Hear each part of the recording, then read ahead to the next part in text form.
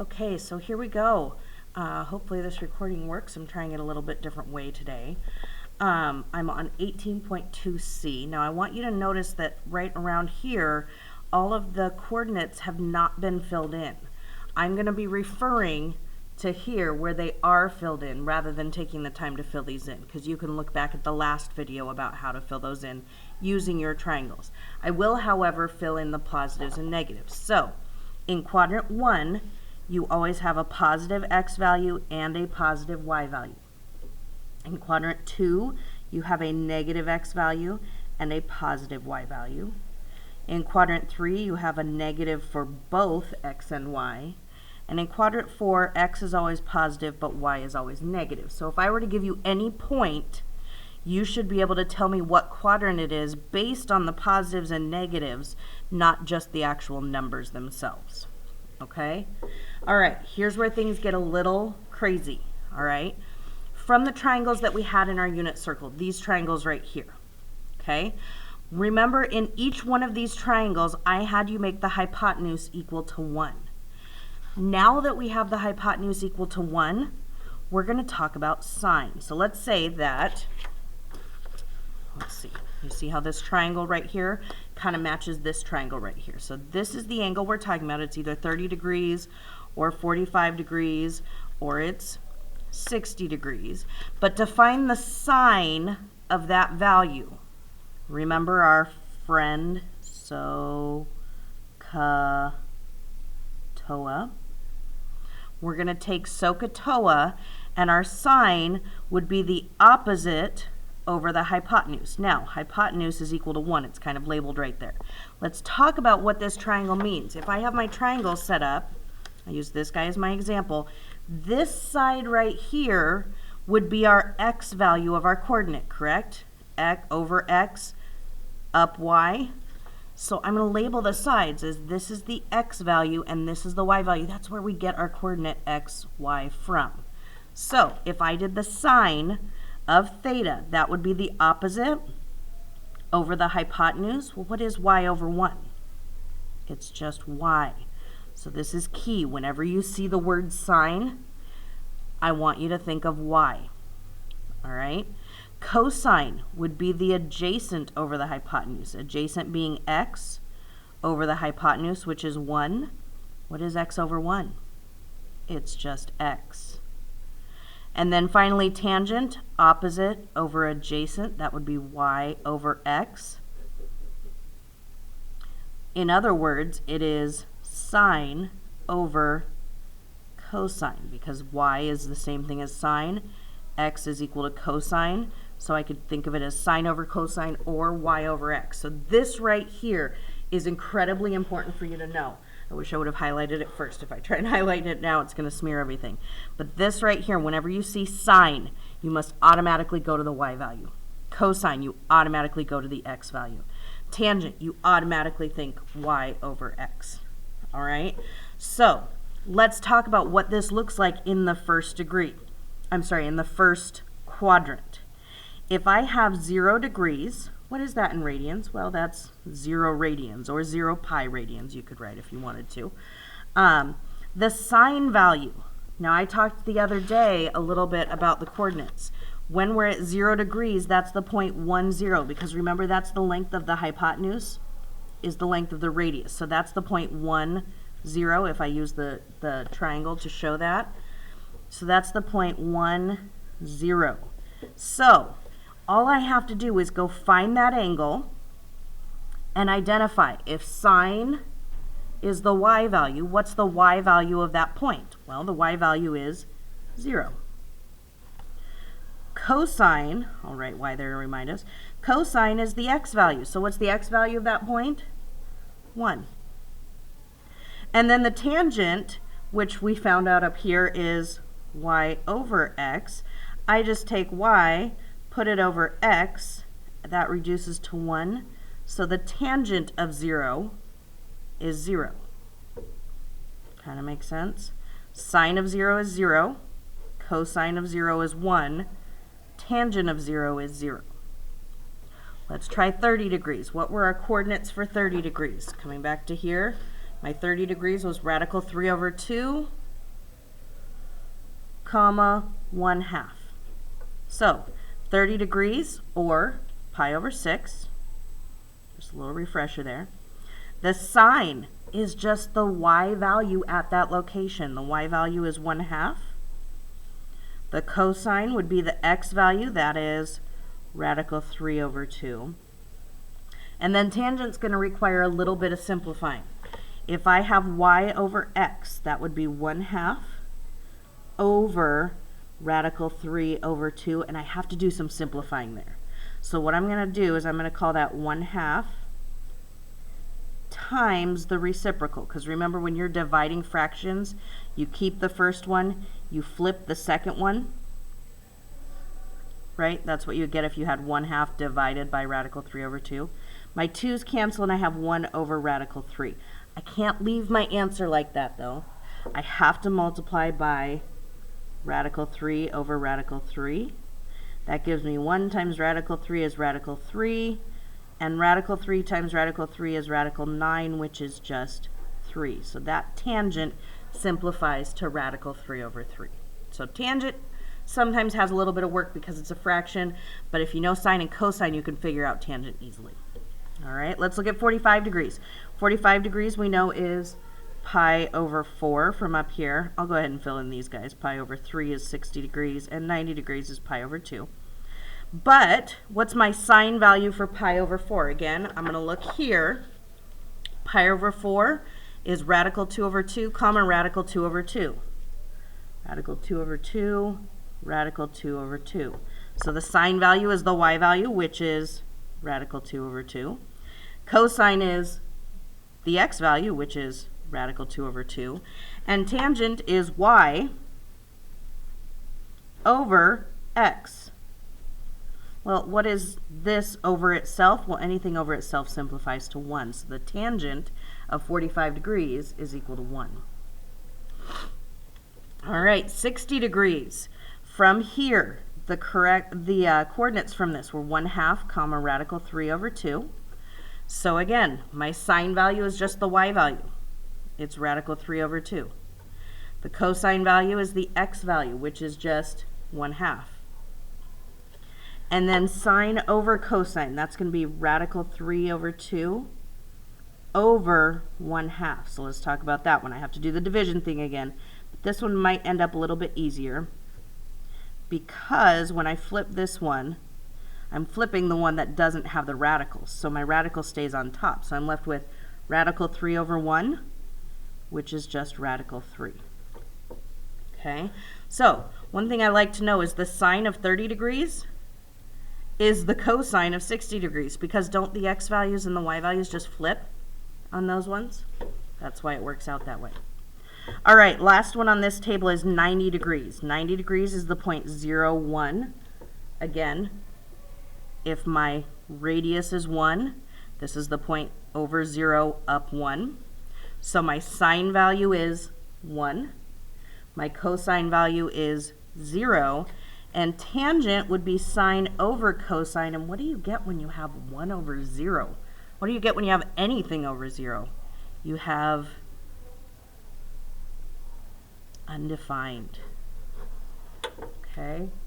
Now, that's great for the first quadrant. We just covered all these angles in the first quadrant. What happens in the second quadrant? Well, in the second quadrant, our x values become negative. Well, what are our x values? They are our cosine values. So in the second quadrant, cosine is negative. Filling in here. In the second quadrant, my sine values are positive.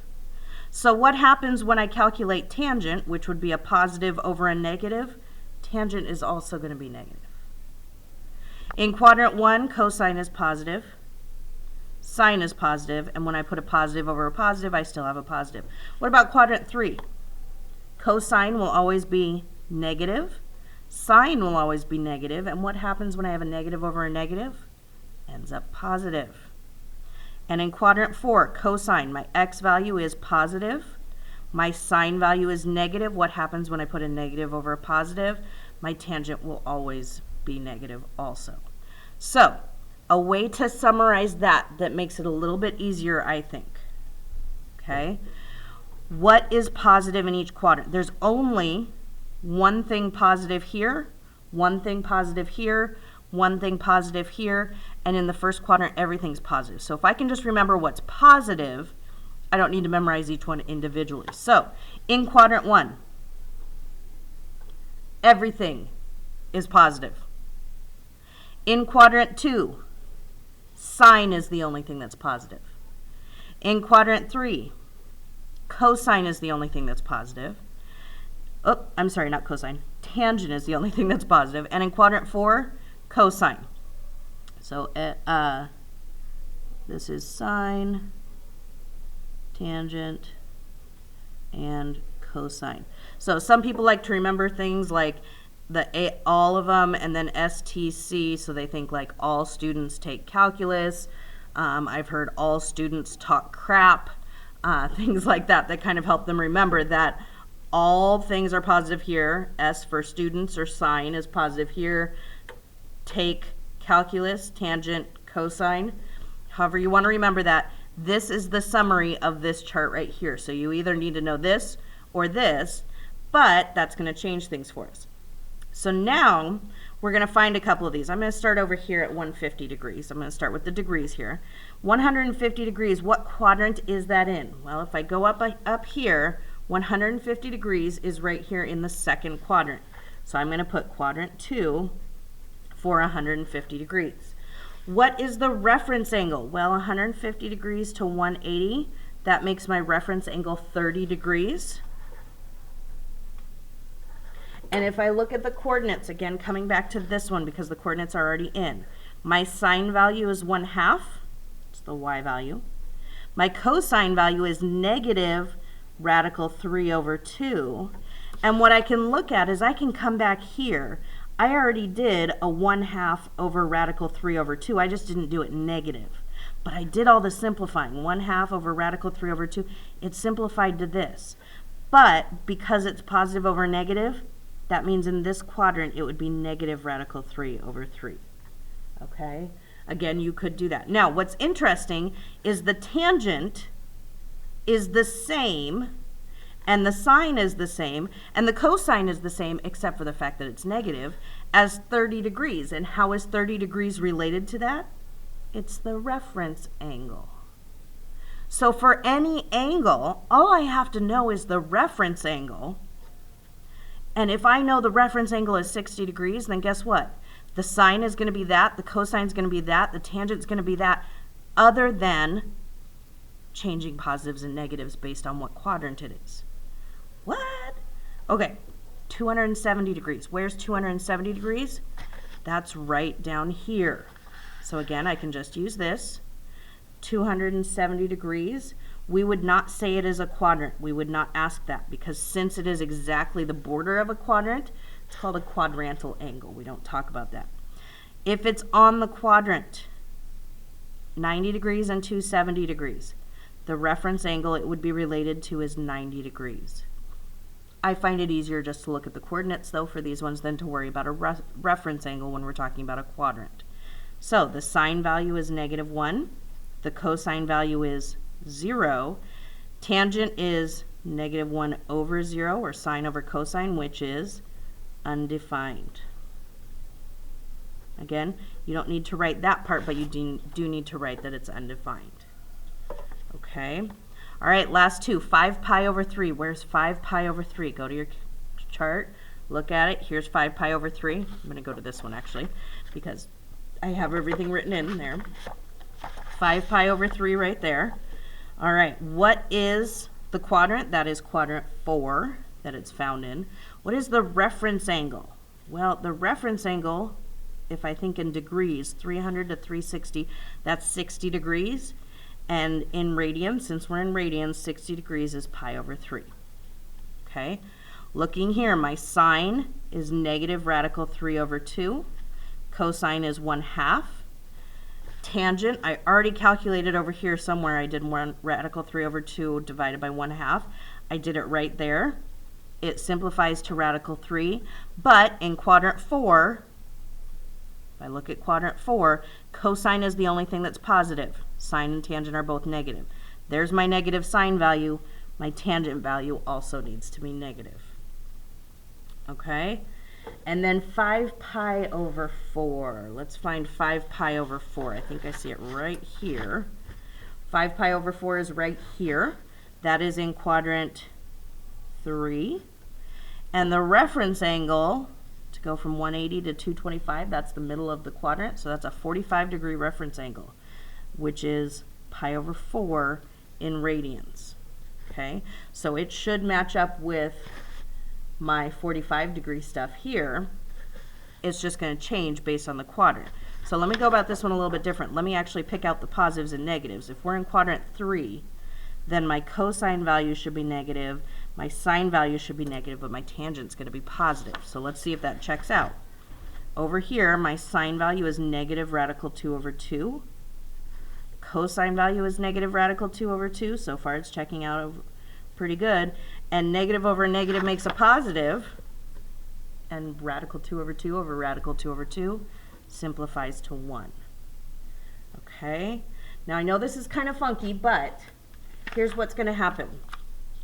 On your homework, you are given an angle measure in radians or degrees, or you're given some piece of information, and you need to fill in the rest of it. So here's the first example. Pi over 6 is 30 degrees. The cosine of 30 degrees, or the x value, is radical 3 over 2. The y value is 1/2. That's what it looks like in coordinate form. Then you need to find me the closest positive coterminal and the closest negative coterminal. You can go ahead and do those in degrees. That's fine. And the quadrant number or the axis. So it's either going to be quadrant 1, 2, 3, or 4, or you could say it's the positive x-axis. What's the positive x-axis? Well, this would be your positive x-axis. This would be your positive y-axis. This would be your negative x-axis. This would be your negative y-axis. Now the trick with this is every angle is only used once. So if you get two pieces of information that are similar, you're going to have to, or you might have to use deduction to find some of the missing ones. Okay? No angles are used more than once in this. So if you use 45 degrees, you can't use 45 degrees anywhere else. Even though there might be a couple 45-degree angles that have the same cosine value and have the same or have the same sine value because of the quadrant. You're going to have to use power of deduction to figure out what goes where. Okay? This is your homework. This is not due until I see you next Friday. Okay? Because we have our block schedule. This is due next Friday. I will put it up on Google Classroom so you can turn it in between now and then. But quick reminder, when I see you next Friday, you have your unit circle quiz. It is going to be just like this. This is what you have to memorize. It will be online. If you turn, this was the notes I just did. If you turn the page, I have 4 blank unit circles for you to be practicing on. Quiz yourself. Remember, it will be on the computer, so just make sure that you're aware of that. I'll have it so that you can type in a radical and things like that, and pi. But you have to fill in the degrees, the radians, and all the coordinates. Okay, that's all that we're doing next Friday. That is the 20th. Okay? All right, happy studying.